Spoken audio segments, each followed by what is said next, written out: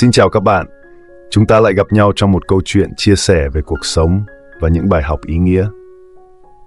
Hôm nay tôi muốn kể cho các bạn nghe một câu chuyện về một chàng trai trẻ đã từng trải qua biết bao nỗi khổ trong cuộc đời, từ nghèo khó, thất bại, đến sự độc đáo trong tâm hồn.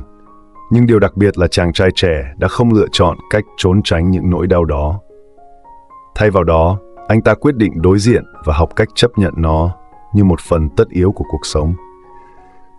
Từ một người đầy giận dữ và tuyệt vọng, chàng trai trẻ đã tìm thấy ánh sáng trong lòng mình và trở thành nguồn cảm hứng cho những người xung quanh. Hãy cùng tôi bước vào câu chuyện này để hiểu rõ hơn làm thế nào mà một trái tim biết mở rộng lòng từ bi có thể chứa đựng mọi nỗi đau của cuộc đời và từ đó biến đau khổ thành sức mạnh để tiến lên.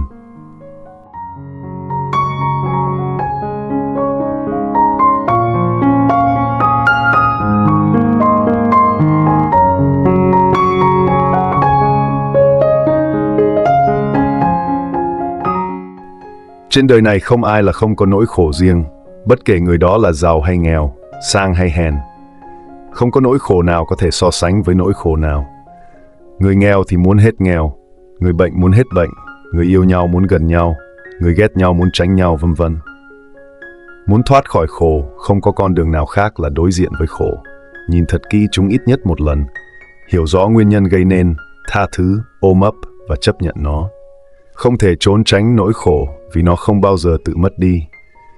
Như biển cả ôm lấy các dòng sông mà không hề phân biệt, như đất bao dung ôm trọn các vật chất thải ra trên nó mà không hề oán giận, như hư không ôm trọn vạn vật trong lòng mà không hề chật chội, như tâm từ bi của Đức Phật luôn rộng mở, đón nhận và ôm trọn nỗi khổ thế gian. Ngày nào còn khổ, xin hãy đừng trốn tránh nó, hãy đối diện nó bằng cách mở rộng tâm từ bi mà đón nhận. Hãy là cơn gió mát xoa dịu nỗi khổ của cuộc đời, chứ đừng thêm dầu vào lửa để đốt cháy ta bằng sân giận và oán thù.